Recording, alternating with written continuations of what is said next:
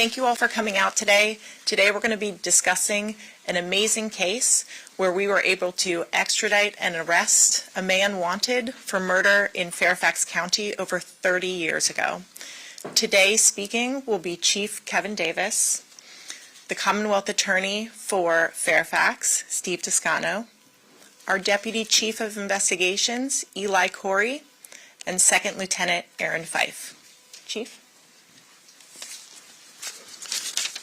Thank you, Katie, and good afternoon, everyone. April of 1991, Ana Jurado and Jose Cruz were estranged in their marriage, and Deputy Chief Eli Corey is going to go into the details of that case where Jose Cruz stabbed and murdered Ana Jurado. He then fled the country, and here we are in 2024, finally announcing his capture. We were having a discussion, even though our cold case squad, and they do amazing work, handled this case and the extradition process with the Commonwealth Attorney's Office, with the Department of Justice, with the U.S. Marshals Service, etc. This really isn't a traditional cold case. It was solved virtually right away. It was solved. He was on the lam. He was on the run. He avoided accountability for something he did nearly 33 years ago. So there's a reason in this country why there is no statute of limitations on the ultimate crime of murder, and that's reserved for special circumstances like this one. We will never forget. We have never forgotten. We've never forgotten the family. We've never forgotten the seriousness of this senseless crime, and we never stopped. And that's why we're all so proud to be here today to remember this sad and tragic senseless crime in 1991, but to also announce that the Fairfax County criminal justice system, your police department, your Commonwealth Attorney's Office, and even our federal partners never forgot as well.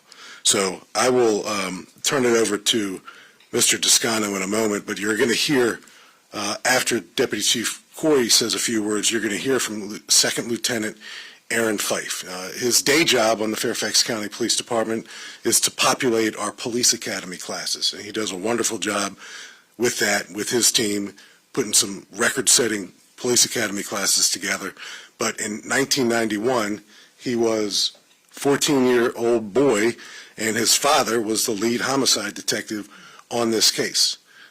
His partner in that case was relatively recently retired FCPD homicide detective Rich Perez, who interacted with the family a lot and stayed with this case. Eventually, when Rich Perez retired, J.D. Long and Melissa Wallace picked up the case, never put it down for a second, and kept getting after it and after it and after it. So there's a lot of people today who are responsible for this moment, and you'll hear from some of them. But there's many people who are seated in this room today who are also responsible for it as well, our Victim Services Division in particular. So thank you all so much. I will turn it over to Mr. Toscano, and then we'll go to Chief Corey and probably the most interesting person up here, Lieutenant Fife.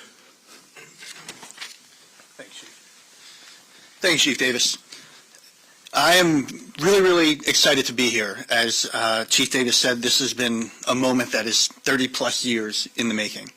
And for 30-plus years, a family has waited for answers, has waited for justice, and finally, we're here at the beginning of that road. I will tell you that being able to be here announcing that we have Mr. Cruz in custody is a testament to a lot of things. It is a testament to great and diligent police work. It is also a testament to great collaboration and partnership between not only the actors in the justice system here in Fairfax County, but also nationally. As the Chief mentioned, this could not have happened without our partners on the federal side, the U.S. Department of Justice, as well as the Marshals. And I think that what many people in this room have seen many times over the last few years is that we here in Fairfax County take every crime very personally, especially a horrendous crime such as murder. We don't rest. We will go and do whatever we can to bring justice for the families who have been wronged. So I just really want to express my appreciation for the work that was done by our partners, the people in the DOJ, the Marshals, and of course here at the Fairfax Police Department. And of course reiterate to the people of Fairfax County that We take these crimes very, very seriously, and we'll go essentially to the ends of the earth, quite literally, to bring justice and to get accountability in a case such as this. Thank you for being here. Chief? Chief Corey. Thank you, Chief, Mr. Descano. So in early 1991, as the Chief said, Ana Hulado and Jose Lazaro Cruz were married, but they were in the process of going through a separating divorce. During the evening of April 30th, 1991, our officers responded to the 3100 block of Kofor Road, that's in the Mason District Station. What they found was 24-year-old Ana Hulado lying on the curb of the street, deceased from upper body trauma. Witnesses reported hearing a scream and also of a man leaving that location who matched the description of Mr. Cruz. Detective Fred Fife was the lead detective back then, like the Chief said. Detective Rich Perez was also helping him as a secondary on that case.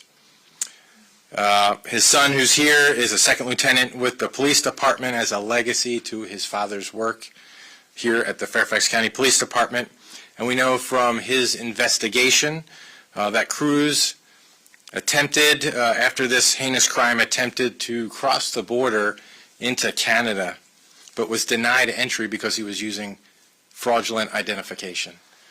When the border agents pushed him away and sent him back into the United States, they noticed that there was what appeared to be a fresh cut to Mr. Cruz's hand. From there, we believe Mr. Cruz fled on a bus to Houston, Texas, where he illegally crossed the border with the help of a smuggler. At the same time, our detectives are working diligently on this case, and they quickly identified Cruz as the murderer. They were able to do this through witness accounts, physical evidence from the scene, and statements that Cruz said to other people. A warrant was quickly obtained, and we believe that at some point Cruz wound up somewhere in El Salvador.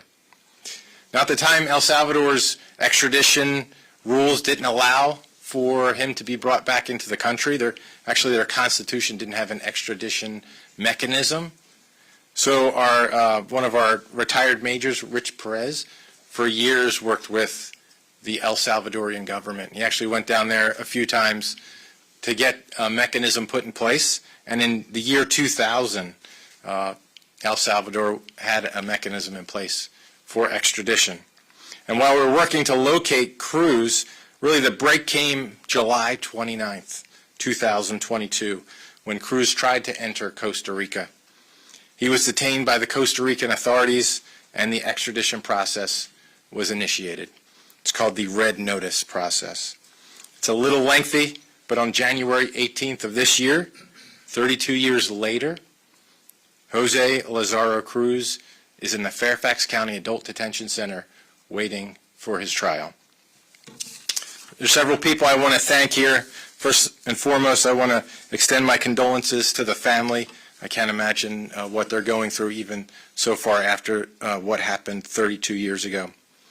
I want to thank the tireless work of Detective Fred Fife and retired Major Rich Perez.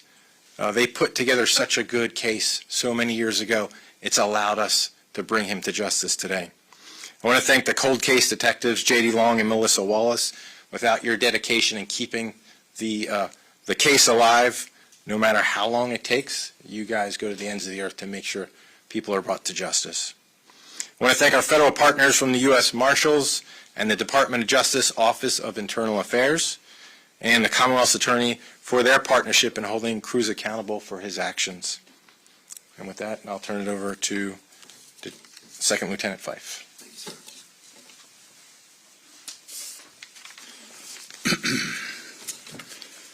Good afternoon, everybody. I want to start off by saying thanks to Chief Davis for inviting me to this event. It means a lot to me, not only me, but my family, to recognize the dedication and legacy of my father. I stand here with pride. I consider my father's contributions to the FCPD.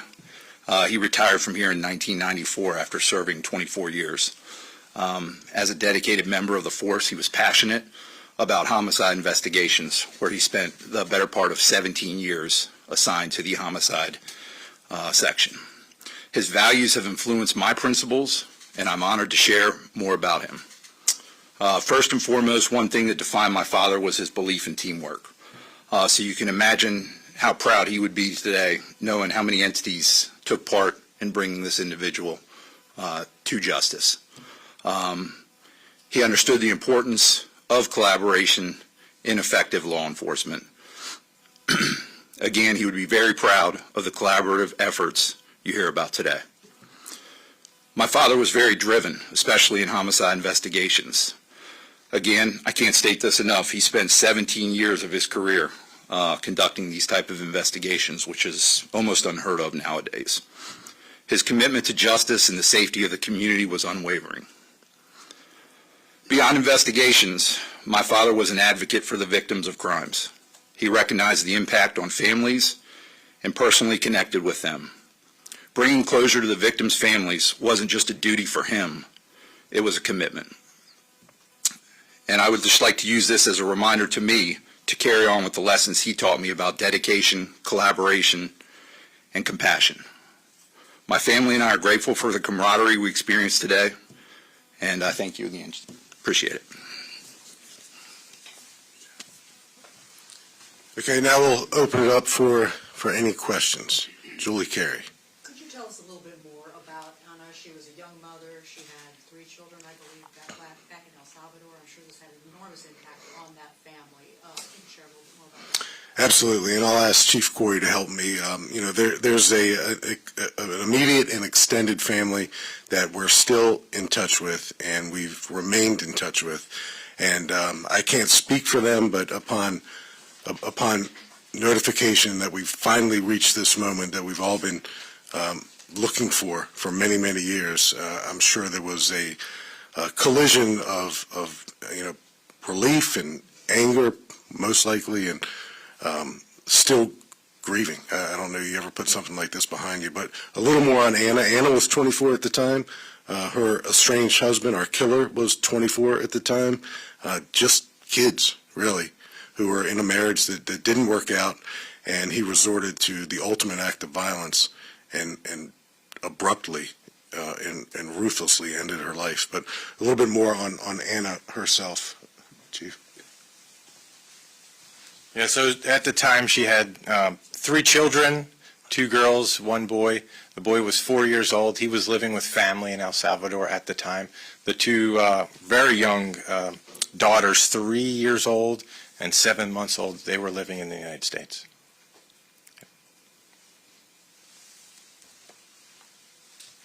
Yes, Julie. I don't know if you can talk about this. Has he said anything? Has he made any admissions? Has he talked about... So our cold case detectives are just incredible. I can't say enough good things about them. They're here in the room with us today. They interviewed Cruz the night he was returned. So he returned the 18th, which was last Thursday at 6 o'clock in the evening. They had the opportunity to interview him, and they got a lot of good statements from him that are most definitely going to help us in the court case moving forward. Is it your sense that he was, sort of, Chief said on the lam, but was he on the run a lot, or did he finally get comfortable and get to the sense that he felt like he wasn't going to be found? Yeah, I can tell you we believe that he started an entire new family in El Salvador. He was working as a truck driver. He remarried, had several children, and we believe that he was crossing the border to go see some family members when he got caught. So, 30 years later, I can imagine that he probably got a little comfortable, thought he was moving forward. That's a little bit of speculation, but which kind of helped us locate him. But he had definitely started a whole new life in El Salvador.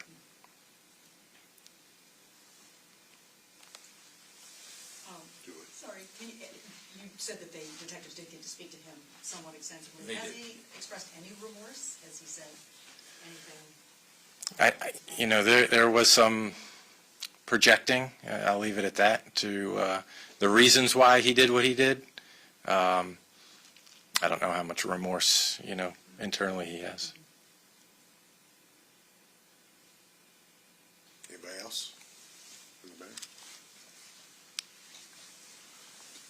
Well, thank you all for covering this.